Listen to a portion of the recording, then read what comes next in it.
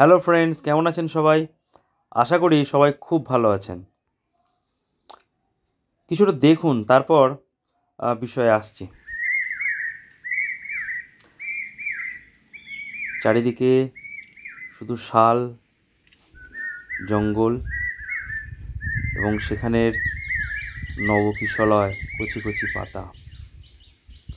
চারিদিকে আসছে শুধু পাখির কলতান, আর কোথাও কিচ্ছু নেই।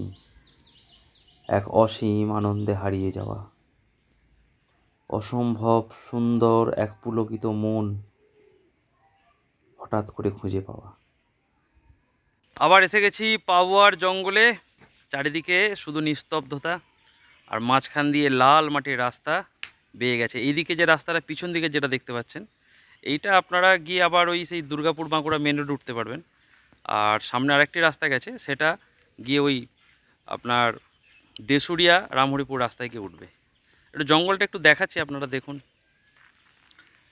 এই বসন্তকালে না এই জঙ্গলগুলোতে আসতে সত্যি অসাধারণ লাগে। আশা করছি আপনারা সেটা দেখতে পাচ্ছেন ক্যামেরার চোখে। আর সত্যি সত্যি দেখতে চাইলে আপনাকে চলে আসতে হবে পাবুয়ার জঙ্গলে। এই মুহূর্তে হাতি এখানে সেরকম নেই, তবে সরকারের তরফ থেকে কিন্তু ব্যবস্থাপনা রয়েছে, সব তার দিয়েই ঘেরা রয়েছে।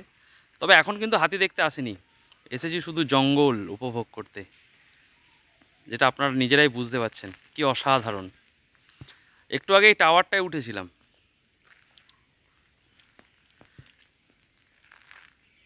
এই যে টাওয়ারটা এখন আপনারা দেখতে পাচ্ছেন, এই টাওয়ারটায় একটু আগে উঠেছিলাম। এটা ওই রাতে ওই যে হুলো পাঠিরা থাকে, তারা এখান থেকে হাতির অবস্থান দেখার বা বোঝার চেষ্টা করেন।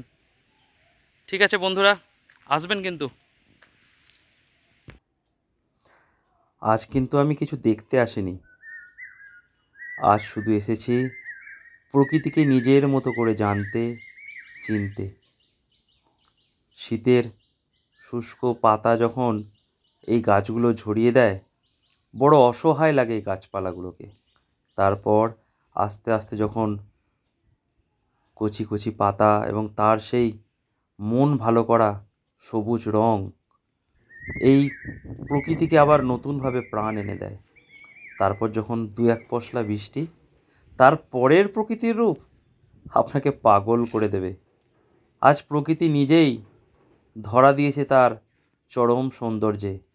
এখানে শুধু আপনাকে কিছুটা সময় একাকিত্বে কাটাতে হবে আর উপলব্ধি করতে হবে কি অসম্ভব সুন্দর মোহময়ী এই প্রকৃতি। তাই এখানে না আসলে আপনি জানতেই পারবেন না। চারিদিকে শুধু সবুজ আর সবুজ। এই সবুজের মধ্যে মিশে যাওয়া যে এক পরম আনন্দের, সে সৌভাগ্য কজনেরই বা হয়। আর সবুজ কেন বলবো, পলাশ। এই পাথুরে মাটিতে বসন্তের শুরুতে এই যে পলাশ দেখতে পাওয়া যায়, তা দেখার জন্য আপনাদেরকে খুব দূরে ছুটে যেতে হবে না। আপনারা বাঁকুড়া জেলাতে চলে আসুন। এরকম অসম্ভব সুন্দর সুন্দর জঙ্গল, কখনো বা তার মাঝখান দিয়ে চিরে চলেছে কালো পিচের রাস্তা, কখনো কখনো সেই লাল মাটির রাস্তা, আর চারিদিকের আগুন রঙের পলাশ। তাই দেখুন আর ভালো থাকুন। ধন্যবাদ বন্ধুরা।